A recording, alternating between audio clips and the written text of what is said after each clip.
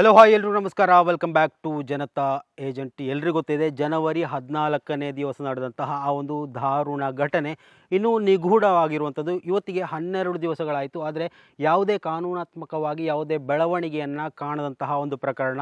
ಸುಮಂತ್ ಅವರ ಆ ಒಂದು ಅಸಹಜ ಸಾವಿನ ರಹಸ್ಯವನ್ನು, ಆ ಒಂದು ಜಾಡನ್ನು ಹುಡುಕಿಕೊಂಡು ನಾವಿವತ್ತು ಆ ಒಂದು ತೋಟದ ಆ ಒಂದು ಕೊಳದ ಈ ಒಂದು ವಿಚಾರದ ಬಗ್ಗೆ ಗಮನಿಸೋಕಂತ ನಾವು ಬಂದಿದ್ದೇವೆ. ಇವತ್ತು ಇಲ್ಲಿನ ಇಂಚಿಂಚು ಮಾಹಿತಿಗಳನ್ನು ನಿಮ್ಮ ಮುಂದೆ ವಿವರಿಸುವಂತಹ ಒಂದು ಪ್ರಯತ್ನವನ್ನು ನಾವು ಮಾಡ್ತೀವಿ. ಮಾಧ್ಯಮಗಳ ಮುಖಾಂತರ ಸೋಷಿಯಲ್ ಮೀಡಿಯಾಗಳಲ್ಲಿ ನಾವು ಗಮನಿಸಿದಂತಹ ಕೆಲವೊಂದಿಷ್ಟು ಅಂಶಗಳನ್ನು ಇಲ್ಲಿ ನಾವು ನಿಮ್ಮ ಮುಂದೆ ಈ ಒಂದು ತರುವಂತಹ ಪ್ರಯತ್ನವನ್ನು ಮಾಡ್ತೀವಿ. ಮೊದಲಾಗಿ ನಾವು ಕೇಳಿರುವಂತಹ ಒಂದು ವಿಚಾರ ಅಂತ ಹೇಳಿದರೆ, ಒಂದು ಶೆಡ್ ವಿಚಾರ ಇರ್ಬೋದು, ಅಥವಾ ಒಂದು ಕಲ್ಲು ವಿಚಾರ ಇರ್ಬೋದು, ರಕ್ತದ ಕಲೆಗಳನ್ನು ಗಮನಿಸಿದಂತಹ ಕೆಲವೊಂದು ವಿಚಾರಗಳಿರ್ಬೋದು.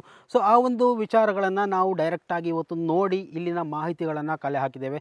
ಸೊ ಈ ಒಂದು ಮಾಹಿತಿಗಳ ಪ್ರಕಾರ ನೋಡಿ, ಇಲ್ಲಿ ಒಂದು ಕಲ್ಲಿನ ಕಲೆಗಳು ಕಾಣಿಸುತ್ತೆ. ಅಂದರೆ ಅದಕ್ಕೂ ದಾರಿಗೂ ಯಾವುದೇ ಸಂಬಂಧವೇ ಇಲ್ಲದಂತಹ ಕೆಲವೊಂದು ಬೆಳವಣಿಗೆಗಳಿಗೂ ಮತ್ತು ಇಲ್ಲಿಂದ ನಡೀತಾ ಇರುವಂತಹ ಈ ಒಂದು ಕೆಲವೊಂದು ವೀಕ್ಷಣೆಗಳಿಗೂ ಯಾವುದೇ ಒಂದಕ್ಕೊಂದು ಸಂಬಂಧವೇ ಕಾಣಿಸ್ತಾ ಇಲ್ಲ. ಯಾಕಂತ ಕೇಳಿದರೆ, ಇಲ್ಲಿ ನಾವು ಗಮನಿಸಬಹುದು, ಇದು ಯಾರು ಇಳಿದು ಬರುವಂತಹ ಒಂದು ಪ್ರದೇಶ ಖಂಡಿತವಾಗಿಯೂ ಅಲ್ಲ. ಈ ಒಂದು ಪ್ರದೇಶಕ್ಕೆ ಬರಬೇಕು ಅಂದರೆ ಆ ಕಡೆಯಿಂದ ಸುತ್ತಿ ಬಳಸಿ ಇಲ್ಲಿಗೆ ಬರಬೇಕು. ಸೊ ಆ ಒಂದು ವೀಕ್ಷಣೆ ಕೂಡ ನಿಮಗೆ ನಾನು ಕೊಡ್ತೇನೆ. ಇವತ್ತು ನಾವು ಪ್ರತ್ಯೇಕವಾಗಿ ಗಮನಿಸಿದಂತಹ ಒಂದು ಪಾಯಿಂಟ್ ಆಗಿರುತ್ತೆ ಈ ಒಂದು ಕಲ್ಲು. ನೋಡಿ, ಇವತ್ತು ಈ ಒಂದು ಸುಮಂತನ ಮೃತದೇಹ ಸಿಕ್ಕಿದಂತಹ ಈ ಒಂದು ಪ್ರದೇಶದಲ್ಲಿ ಈ ಒಂದು ಕಲ್ಲನ್ನು ನಾವು ಗಮನಿಸಬಹುದು. ಈ ಒಂದು ಕಲ್ಲಿನಲ್ಲಿ ರಕ್ತದ ಕಲೆಗಳು ನೋಡಿ, ಈ ಒಂದು ಭಾಗದಲ್ಲಿ ರಕ್ತದ ಕಲೆಗಳು ನಾವು ಗೋಚರಿಸ್ತಾ ಇರುವಂಥದ್ದು. ಸೊ ಇದಕ್ಕೆ ಎಷ್ಟೊಂದು ಪ್ರಮುಖವಾದಂತಹ ಕಾರಣ ಅಂತ ಕೇಳಿದರೆ, ಬರೀ ಈ ಒಂದು ರಕ್ತದ ಕಲೆ ಮಾತ್ರ ಅಲ್ಲ, ಈ ಒಂದು ಕಲೆ ನಾವು ಬೇರೆ ಪ್ರದೇಶಗಳಲ್ಲಿ ಕೂಡ ಗಮನಿಸಬಹುದು. ನೋಡಿ, ಆತ ಬಂದಿದ್ದಂತಹ ಈ ಒಂದು ಪ್ರದೇಶ ನೋಡಿ, ಆತ ಈ ಒಂದು ಪ್ರದೇಶಕ್ಕೆ ಬರಬೇಕಾದಂತಹ ವ್ಯಕ್ತಿ ಖಂಡಿತವಾಗಿಯೂ ಅಲ್ಲ. ಯಾಕಂತ ಹೇಳಿದರೆ, ಆತ ಹೋಗುವಂತಹ ದಾರಿ ನೋಡಿ, ಆ ಒಂದು ಪ್ರದೇಶದ ಮುಖಾಂತರ ನೇರವಾಗಿ ಹೋಗಬೇಕಾದಂತಹ ಆ ವ್ಯಕ್ತಿ ಸುಮಂತ್ ಯಾಕೆ ಈ ಒಂದು ದಾರಿಯ ಮುಖಾಂತರ ಈ ಒಂದು ಕೊಳದ ಪಕ್ಕಕ್ಕೆ ಬಂದಿದ್ದಾನೆ, ಅಥವಾ ಯಾರಾದರೂ ಆತನ್ನು ಎಳ್ಕೊಂಡು ಬಂದಿದ್ದಾರಾ? ಅಂದರೆ ಈ ಒಂದು ದಾರಿಯುದ್ದಕ್ಕೂ ರಕ್ತದ ಕಲೆಗಳು ಗೋಚರ ಆಗ್ತಾ ಇದ್ವು. ಆದರೆ ಸದ್ಯಕ್ಕೆ ಆ ಒಂದು ಕಲೆಗಳು ಸಿಗ್ತಾ ಇಲ್ಲ. ಆ ಒಂದು ಕಲ್ಲಿನ ಮೇಲಿರುವ ಕಲೆಗಳನ್ನು ಮಾತ್ರ ಇವತ್ತು ನಾವು ನೋಡಲಿಕ್ಕೆ ಸಾಧ್ಯ ಆಗ್ತಾ ಇರುವಂಥದ್ದು. ಸೊ ಈ ಒಂದು ಘಟನೆಯಲ್ಲಿ ಮತ್ತೊಂದು ಸುದ್ದಿ ಮಾಡಿರುವಂತಹ ವಿಚಾರ ಅಂತ ಹೇಳಿದರೆ, ಈ ಒಂದು ಶೆಡ್ ವಿಚಾರ ನೋಡಿ, ಇಲ್ಲಿ ಗಮನಿಸಬಹುದು. ಸಣ್ಣ ಪಾಳು ಬಿದ್ದ ಕಟ್ಟಡದ ರೀತಿಯಲ್ಲಿನ ಶೆಡ್ಗಳನ್ನು ಕೂಡ ನಾವಿಲ್ಲಿ ಗಮನಿಸಬಹುದು. ಈ ಒಂದು ಶೆಡ್ನಲ್ಲಿ ಇಬ್ಬರು ವ್ಯಕ್ತಿಗೆ ತಂಗುವಂತಹ ಪ್ರದೇಶ ಆಗಿರುತ್ತೆ, ಖಾಲಿಯಾದಂತಹ ಒಂದು ಪ್ರದೇಶ. ಇಲ್ಲಿ ಏನು ಅಷ್ಟೊಂದು ದೊಡ್ಡ ಬೆಳವಣಿಗೆ ಆಗ್ತಾ ಇಲ್ಲ ಅನ್ನೋದಕ್ಕೆ ಈ ಒಂದು ಶೆಡ್ ನೋಡಿದರೆ ನಮಗೆ ಕಾಣ್ತಾ ಇರುವಂಥದ್ದು. ಇನ್ನು ನೀವು ಗಮನಿಸ್ಬೋದು ನೋಡಿ, ಇಲ್ಲಿ ಈ ರೀತಿಯ ಕೆಲವೊಂದು ಪಟ್ಟಿಗಳು. ಸೊ ಈ ಒಂದು ಪಟ್ಟಿಗಳನ್ನು ಗಮನಿಸ್ತಾ ಹೋದರೆ, ಈ ಪಟ್ಟಿಗಳು ಅಡಿಕೆ ಮರವನ್ನು ಹತ್ತುವಂತಹ ವ್ಯಕ್ತಿಗಳು ಉಪಯೋಗಿಸುವಂತಹ ಕೆಲವೊಂದು ಪಟ್ಟಿಗಳು. ಸೊ ಸರ್ವಸಾಮಾನ್ಯವಾಗಿ ಇಲ್ಲಿ ಹಲವು ಹಳೆಯ ಡ್ರೆಸ್ಗಳನ್ನು ಕೂಡ ಕಾಣ್ಬೋದು. ಈ ಒಂದು ತೋಟದ ಕೆಲಸಕ್ಕೆ ಬರುವಂತಹ ವ್ಯಕ್ತಿಗಳು ಉಪಯೋಗಿಸುವಂತಹ ಕೆಲವೊಂದು ಡ್ರೆಸ್ಗಳನ್ನು ಕೂಡ ಇಲ್ಲಿ ಗಮನಿಸ್ಬೋದು. ಸೊ ಈ ಒಂದು ಪ್ರದೇಶದಲ್ಲಿ ಏನಾದರೂ ನಡೆಯಬಾರದಂತಹ ಘಟನೆಗಳು ನಡೆದಿದೆಯಾ? ಸೊ ಈ ಒಂದು ಪ್ರಕರಣವನ್ನು, ಈ ಒಂದು ಇಶ್ಯೂವನ್ನು ಆತ ನೋಡಿದ್ದಾನೆ. ಸೊ ಆ ಒಂದು ಕಾರಣಕ್ಕೆ ಏನಾದರೂ ಇಂತಹ ಕೊಲೆ ನಡೆದಿರಬಹುದಾ? ಎಲ್ಲವೂ ತನಿಖೆಯಿಂದಲೇ ಹೊರಬರಬೇಕು. ಆದರೂ ಕೆಲವೊಂದು ಅಂತೆಕಂತೆಗಳು ಮಾಧ್ಯಮಗಳಲ್ಲಿ ಪ್ರಸಾರ ಆಗ್ತಾ ಇರುವಂತಹ ಸಂದರ್ಭದಲ್ಲಿ ಇವೆಲ್ಲವನ್ನ ನಾವು ಇವತ್ತು ಪ್ರಶ್ನೆ ಮಾಡಬೇಕಾಗಿದೆ. ಸೊ ಈ ಒಂದು ಸ್ಟೆಪ್ಗಳನ್ನು ಗಮನಿಸಬಹುದು. ಆತ ನಡ್ಕೊಂಡು ಬರುವಂತಹ ಹಾದಿಗಳಲ್ಲಿ ನೋಡಿ, ಆ ಒಂದು ರೋಡನ್ನು ಕ್ರಾಸ್ ಮಾಡಿಕೊಂಡು ಈ ದಾರಿ ಮುಖಾಂತರ ಆತ ಸೈಕಲ್ ಇರುವಂತಹ ಪ್ರದೇಶಕ್ಕೆ ಪ್ರವೇಶ ಮಾಡಬೇಕು. ಅಂದರೆ ಇದೇ ಒಂದು ದಾರಿ ಇರುವಂಥದ್ದು ಕಾಲು ದಾರಿಯಾಗಿ ಹೋಗೋದಿದ್ರೆ, ಸೊ ಇಲ್ಲಿ ಏನಾದರೂ ಬೆಳವಣಿಗೆಗಳು ಆಗಿದ್ದಿದ್ರೆ ಈ ಭಾಗದಲ್ಲಿರುವಂತಹ ಕಣಿ ಅಥವಾ ಈ ಒಂದು ನೀರು ಹೋಗುವಂತಹ ಪ್ರದೇಶವನ್ನು ಗಮನಿಸಬಹುದು. ಅಥವಾ ಈ ಭಾಗದಲ್ಲೂ ಕೂಡ ಆ ಒಂದು ಕೊಳಕ್ಕೆ ಸಮೀಪದಲ್ಲಿರುವಂತಹ ಮತ್ತೊಂದು ಸಣ್ಣ ನೀರು ಹೋಗುವಂತಹ ಒಂದು ಪ್ರದೇಶ ಇದೆ. ಸೊ ಇಲ್ಲಿ ಯಾವುದೂ ಅಹಿತಕರ ಘಟನೆ ನಡೆದಿಲ್ಲ.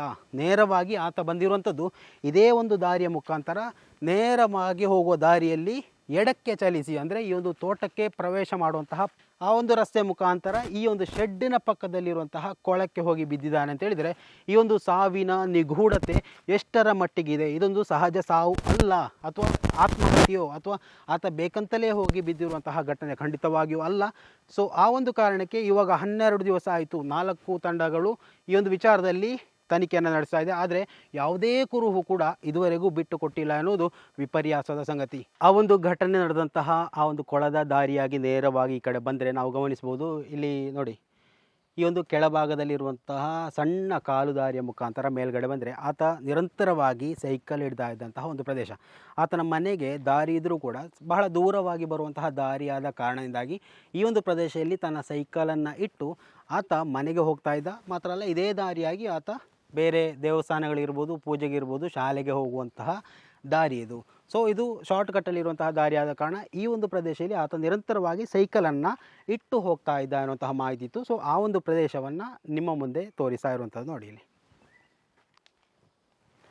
ಓಕೆ, ನಾವಿವಾಗ ನಿಂತಿರುವಂತಹ ಈ ಒಂದು ರೋಡನ್ನು ಗಮನಿಸಿರ್ಬೋದು. ಈ ಒಂದು ತೋಟದ ನಡುವೆ ಕನೆಕ್ಷನ್ ಕೊಡುವಂತಹ ಒಂದು ರೋಡ್ ಅಂತ ಭಾವಿಸ್ಬೋದು. ನೋಡಿ, ಮೇಲ್ಗಡೆಯಿಂದ ಬರುವಂತಹ ರೋಡ್, ಆದರೆ ಇದೊಂದು ಖಾಸಗಿ ರಸ್ತೆ ಆಗಿದ್ದು ಮುಂದುಗಡೆ ಇರುವಂತಹ ಮನೆಗೆ ನೇರವಾಗಿ ಸಂಪರ್ಕವನ್ನು ಪಡೆಯುವಂತಹ ರಸ್ತೆಗಳಲ್ಲಿ ಒಂದಾಗಿದೆ. ನೋಡಿ, ಈ ಒಂದು ಪ್ರದೇಶದಲ್ಲಿ ಏನೇ ಘಟನೆಗಳು ನಡೆದರೂ ಮೇ ಬಿ ನೋಡಿ, ಆ ಒಂದು ಮನೆಯನ್ನು ಗಮನಿಸಿ, ಆ ಒಂದು ಮನೆಯಿಂದ ಯಾವುದಾದ್ರೂ ನಾಯಿಗಳು ಇವಾಗಲೂ ಕೂಡ ಬೊಗಳ್ತಾ ಇದೆ. ಸೊ ಅಂತಹ ಒಂದು ಸಂದರ್ಭಗಳು ಅಷ್ಟಾಗಿ ನಮಗೆ ಕಾಣಸಿಗ್ತಾ ಇಲ್ಲ. ಯಾಕಂತ ಹೇಳಿದರೆ ಇಲ್ಲಿ ಈ ಒಂದು ರೋಡ್ ಅಲ್ಲಿ ಮಧ್ಯವಾಗಿ ಒಂದು ತಡೆಗೋಡೆ ಹಾಗೆ ಇಲ್ಲಿರುವಂಥದ್ದು. ಅಲ್ಲಿ ನಡೆಯುವಂತಹ ಯಾವುದೇ ಬೆಳವಣಿಗೆಗಳು ಯಾರು ಸದ್ಯದ ಮಟ್ಟಿಗೆ ಕಾಣುವ ಹಾಗೆ ಕಾಣ್ತಾ ಇಲ್ಲ. ಒಂದು ರೀತಿಯಲ್ಲಿ ನಿಗೂಢತೆಯನ್ನು ಹೆಚ್ಚಿಸುವಂತಹ ಒಂದು ಪ್ರದೇಶ ಅಂತ ಕೂಡ ಹೇಳ್ಬೋದು.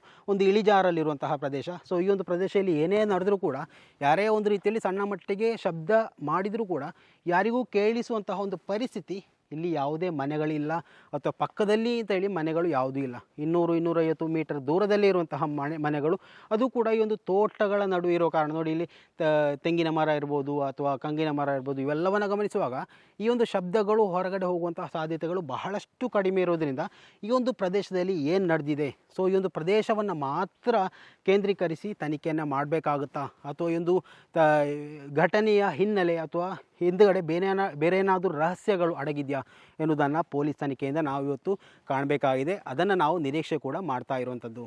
ಈ ಒಂದು ಪ್ರಕರಣದಲ್ಲಿ ನಾವು ಮತ್ತೊಂದು ಗಮನಿಸಿದಂತಹ ವಿಚಾರ ಅಂತ ಹೇಳಿದರೆ, ಈ ಒಂದು ಕಿರುದಾರಿ ನೋಡಿ, ಇಲ್ಲಿ ಒಳಗಡೆ ಕಿಚನ್ ಇರುವಂಥದ್ದು. ಈ ಒಂದು ದಾರಿಯ ಮುಖಾಂತರ ಆತ ಬೆಳ್ಳಂಬೆಳಗ್ಗೆ ಯಾರನ್ನು ಕೂಡ ಡಿಸ್ಟರ್ಬ್ ಮಾಡದ ರೀತಿಯಲ್ಲಿ ಒಂದು ಬಾಗಿಲನ್ನು ಲಾಕನ್ನು ಓಪನ್ ಮಾಡಿ ಈ ಒಂದು ಬಾಗಿಲಿನ ಮುಖಾಂತರ ಹೊರಗಡೆ ಬಂದು, ಇಲ್ಲಿ ನೋಡಿ ಸ್ನಾನಗೃಹ ಇದೆ ನೋಡಿ, ಇಲ್ಲಿ ಸ್ನಾನ ಮಾಡಿಕೊಂಡು ಮತ್ತೆ ಆತ ಬಟ್ಟೆಯನ್ನು ಬದಲಾಯಿಸಿ ಇದೇ ಮಾರ್ಗವಾಗಿ ನೋಡಿ, ಇದೇ ಮಾರ್ಗವಾಗಿ ಈ ಒಂದು ಡೋರನ್ನು ಉಪಯೋಗಿಸಿಕೊಂಡು ಹೊರಗಡೆ ಹೋಗುವಂಥದ್ದು.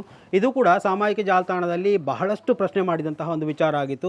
ನೋಡಿ, ಯಾಕೆ ಏಕಾಏಕಿ ಈ ಒಂದು ಮನೆಯಿಂದ ಈ ಒಂದು ಕಿರುದಾರಿಯ ಮುಖಾಂತರ, ನಾರ್ಮಲ್ ಆಗಿ ಇಂತಹ ವಿಚಾರಗಳು ಬೆಳವಣಿಗೆಗಳು ನಡೆಯುವಂತಹ ಸಂದರ್ಭದಲ್ಲಿ ಇಂತಹ ಒಂದು ರಹಸ್ಯ ಅಂದರೆ ನೋಡಿ, ಆತ ಬೆಳಗ್ಗೆ ಎದ್ದು ಆತನೇ ಸ್ವತಃ ಈ ಒಂದು ಡೋರನ್ನು ಓಪನ್ ಮಾಡಿ ಆತನೇ ಸ್ನಾನ ಮಾಡಿಕೊಂಡು ಬಟ್ಟೆ ಬದಲಾಯಿಸಿಕೊಂಡು ಯಾರಿಗೂ ಕೂಡ ತೊಂದರೆ ಕೊಡದಂತೆ ಈ ಒಂದು ಮಾರ್ಗವಾಗಿ ಆತನ ಪೂಜೆ ಪುರಸ್ಕಾರಗಳನ್ನು ಮುಗಿಸಿಕೊಂಡು ಮತ್ತೆ ಬಂದು ಈ ಒಂದು ಮನೆ ಸೇರುವಂಥದ್ದು ವಾಡಿಕೆ.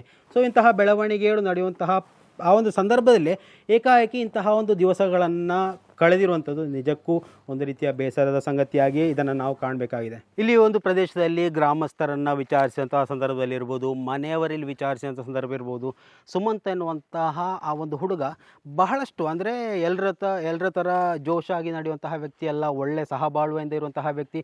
ಆತನ ಫ್ರೆಂಡ್ಸ್ ಆಗಿರ್ಬೋದು, ಒಳ್ಳೆ ರೀತಿಯಲ್ಲಿ ನಡವಳಿಕೆಯಿಂದ ಇರುವಂತಹ ವ್ಯಕ್ತಿ. ಯಾವುದೇ ದುಶ್ಚಟಗಳು ಆತನಿಗಿಲ್ಲ ಅನ್ನುವಂತಹ ವಿಚಾರ ಹೊರಗಡೆ ಬರ್ತಾ ಇರುವಂಥದ್ದು. ಮತ್ತು ಇಲ್ಲಿನ ಈ ಒಂದು ವೀಕ್ಷಣೆಗಳನ್ನು ಗಮನಿಸ್ತಾ ಹೋದರೆ, ಈ ಒಂದು ಶೆಡ್ ಇರ್ಬೋದು ಅಥವಾ ಆ ಒಂದು ರಕ್ತದ ಕಲೆಗಳಿರ್ಬೋದು, ಆ ಒಂದು ಸೈಕಲ್ ಇಡುವಂತಹ ಪ್ರದೇಶಗಳಿರ್ಬೋದು, ಎಲ್ಲವೂ ಒಂದು ರೀತಿಯಲ್ಲಿ ನಿಗೂಢತೆಯನ್ನು ಹೆಚ್ಚಿಸುವಂತಹ ಕೆಲವೊಂದು ಬೆಳವಣಿಗೆಗಳು ಇಲ್ಲಿ ಗೋಚರ ಆಗ್ತಾ ಇರುವಂಥದ್ದು. ನಾವು ನೋಡಿ ಸ್ಟುಡಿಯೋದಲ್ಲಿ ಕೂತ್ಕೊಂಡು ಏನು ಬೇಕಾದರೂ ಹೇಳ್ಬೋದು, ಆದರೆ ಈ ಒಂದು ಸ್ಥಳಕ್ಕೆ ಬಂದು ಈ ಒಂದು ಕವರ್ ಸ್ಟೋರಿಯನ್ನು ಹಾಕುವಂಥ ಸಂದರ್ಭದಲ್ಲಿ ನಿಜವಾಗ್ಲೂ ಶಾಕ್ ಆಗುತ್ತೆ. ಇಂತಹ ಒಂದು ಪ್ರದೇಶದಲ್ಲಿ ಇಂತಹ ಒಂದು ಕೃತ್ಯ ನಡೆಯುತ್ತಾ, ಅಥವಾ ಸೋಷಿಯಲ್ ಮೀಡಿಯಾದಲ್ಲಿ ನಾವು ಗಮನಿಸ್ತಾ ಇರುವಂತೆ ಇಲ್ಲಿ ಏನಾದರೂ ಒಂದು ಬೇರೆ ಬೆಳವಣಿಗೆಗಳು, ಅಕ್ರಮ ಸಂಬಂಧಗಳು, ಅದು ಇದು ಅನ್ನುವಂತಹ ವಿಚಾರಗಳನ್ನು ನಾವು ಗಮನಿಸ್ತಾ ಇದ್ವಿ. ಅವೆಲ್ಲವೂ ಇಲ್ಲಿ ನಡೆಯೋದಕ್ಕೆ ಸಾಧ್ಯ ಇದೆಯಾ? ನೋಡಿ, ಬೆಳಿಗ್ಗೆ 5 ಗಂಟೆ 5:30 ಗಂಟೆ.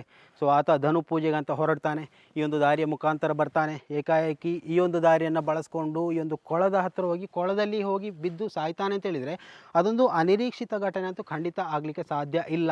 ಇನ್ನೊಂದು ಪ್ರಮುಖವಾಗಿ ಕೇಳ್ತಾ ಇದ್ದಂಥ ವಿಚಾರ ಅಂದರೆ ಚಿರತೆ ದಾಳಿ. ಅಂದರೆ ನಾನು ಈ ಒಂದು ವಿಚಾರದಲ್ಲಿ ಕೂಡ ಅವರ ಅಣ್ಣ ಇರ್ಬೋದು, ಅವರ ತಂದೆ ತಾಯಿಯನ್ನು ವಿಚಾರಿಸಿದಂತಹ ಸಂದರ್ಭದಲ್ಲಿ ಈ ಒಂದು ಪ್ರದೇಶದಲ್ಲಿ ಆ ರೀತಿಯ ಚಿರತೆ ದಾಳಿಗಳು ಈ ಮೊದಲು ನಡೆದದಾಗಿ ಯಾರಿಗೂ ಕೂಡ ಅವರ ಆ ಒಂದು ಹಿನ್ನೆಲೆ ಗಮನಿಸ್ತಾ ಹೋದರೆ ಯಾರಿಗೂ ಕೂಡ ಆ ಒಂದು ವಿಚಾರದಲ್ಲಿ ಚಿರತೆ ದಾಳಿಯಾದ ಬಗ್ಗೆ ಯಾವುದೇ ಮಾಹಿತಿ ಇದುವರೆಗೂ ಇಲ್ಲ, ಅಥವಾ ಚಿರತೆ ಬಂದಿದೆಯಾ ಅನ್ನೋದರ ಬಗ್ಗೆ ಕೂಡ ಮಾಹಿತಿ ಇಲ್ಲ.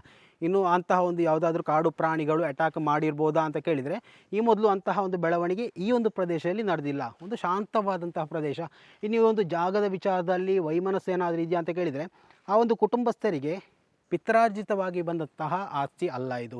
ಅದು ಅಲ್ಲದೆ ಈ ಒಂದು ತೋಟ ಅವರಿಗೆ ಸಂಬಂಧಪಟ್ಟ ತೋಟವೇ ಅಲ್ಲ, ಬೇರೆ ಯಾರಿಗೋ ಸಂಬಂಧಪಟ್ಟಂತಹ ಒಂದು ತೋಟ, ಅವರ ಶೆಡ್ಡು, ಅವರ ಈ ಒಂದು ಕೊಳ. ಸೊ ಈ ಒಂದು ಕೊಳದಲ್ಲಿ ಈ ಒಂದು ಸುಮಂತ್ ಎನ್ನುವಂತಹ ಹುಡುಗನ ಈ ಒಂದು ಮೃತದೇಹ ಸಿಗಬೇಕು ಅಂದರೆ ಅದರ ನಿಗೂಢತೆಯನ್ನು ಪೊಲೀಸರೇ ತನಿಖೆ ಮಾಡಿ ಬಯಲಿಗಿಳಿಬೇಕು.